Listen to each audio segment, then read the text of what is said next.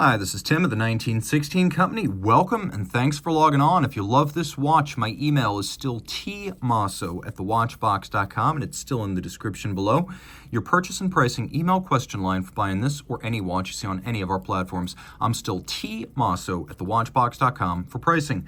Today we're discussing one of three watches launched for the 2021 model year in what Panerai calls e-steel, or environmentally responsible recycled steel. In fact, 58.4% of this stainless steel watch is recycled e-steel. This model is the Panerai Luminor Marina Blu Profondo PAM01157. 44 millimeters in diameter, it is 15.4 millimeters thick from lug tip to lug tip, 53.6 millimeters, with a 24 millimeter spacing between the lugs. We'll throw the watch on my wrist, which is 16 centimeters in circumference, and you can see that the watch is large, but that is the way with Panerai watches. I pay less attention to the lugs on a Panerai than I do to the case. If the case sits inboard of the edge of your wrist, you're good, you can wear it. You can see the case is far inboard of the edge of my wrist here. Take a look down the barrel, you can see the same. In profile, it's not as thick as some Panerai watches can be, but nor is a thin watch by any means. So it'll fit underneath the jacket cuff, but probably not the tightest of dress sleeves. I recommend this watch for wrists as small as 15 centimeters in circumference.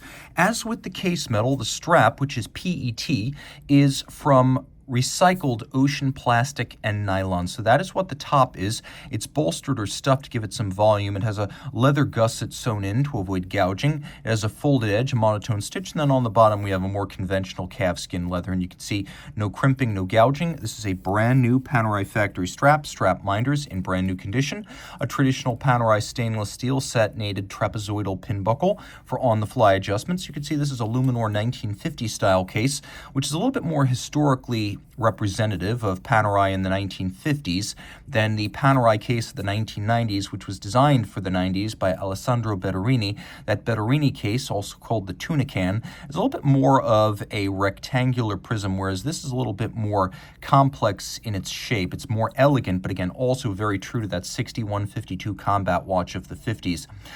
The bezel is polished, and you can see everything else is satinated for a nice contrast.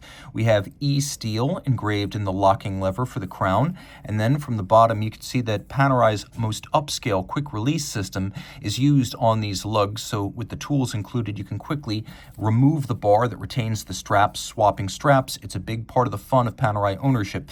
New strap, basically new watch, as it changes the character. Now you'll have plenty of OEM options in this 24 millimeter spacing, but the fun thing about Panerai is the universe of options, including full custom options available on the internet. You can literally go down the rabbit hole and get lost, but strap swapping is a big part of the Panerai experience, and with this system, Panerai makes it a lot easier. It's also more secure than spring bars. I tend to avoid the Panerai models with the spring bars as they tend to be the cheapest. This is the setup you want.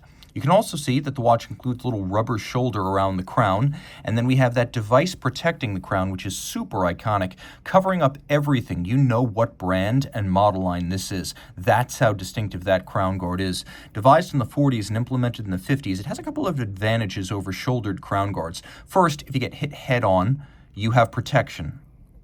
You don't have that with a shouldered crown guard. Second, it's very easy to unlock the crown. If your hands are wet, sweaty, or gloved, it can be tough to gain purchase on a slimy, wet, screw-down crown, whereas this is quite simple and gives you full access to the watch even in rough conditions or when your hands might have gloves on them.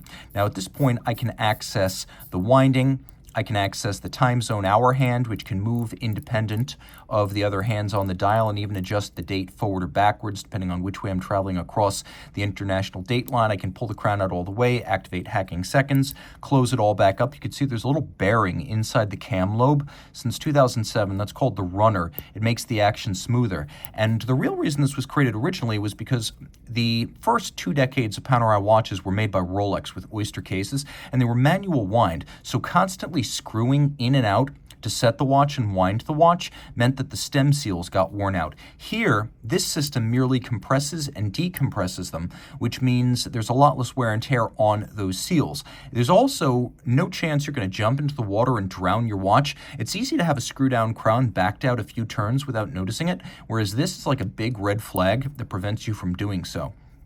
Dial. So this is the Blu Profondo, and you can see it's actually a couple of blues. It's gradient from light to dark, a little bit like a Rolex Sea Dweller Deep Sea James Cameron. You can see we got a sandwich dial, but an unconventional one which features these lovely lacquered recesses that seem to fold down with the lacquer covering their interior walls. A beautifully luxurious and even finish around these apertures, which is not easy to do. And of course, it is a fade from the water and the light at the surface to the dark of the depths. You can see we have plenty of luminescence on this dial. We'll do a quick loom shot here, including the seconds hand, that lovely open 9, open 6 font. And being a sandwich dial, you can see it has a three-dimensional quality to it since we have a stencil over a fully loomed disc. That is the sandwich dial that you may have heard of. And of course, it is made 58.4% of E-steel. Now, on the reverse side, you can see a couple of different things. First, 300 meters water resistant, which I like. Second, we have that 1970s style Panerai logo. The watch has a caliber 9010 inside, which is a Neuchâtel-built Panerai manufactured caliber. Automatic winding. It has twin mainspring barrels for a flat torque curve and consistent torque delivery throughout its 72-hour power reserve. Twin barrels are better at consistent torque delivery and consistent timing than single barrels, so I like to see that. You've got the time zone hour hand, you've got the stop seconds function, you have a 4 hertz beat rate or 8 beats per second. All of this pivoting on 31 joules, and it has a free sprung balance with a full balance bridge that makes it robustly shock tolerant, and it is a large movement that properly fills this large case. It is a movement designed for Panerai's watches, which I always love. If you love this watch, reach out to me. I am Team Mosso at thewatchbox.com for purchase and pricing details.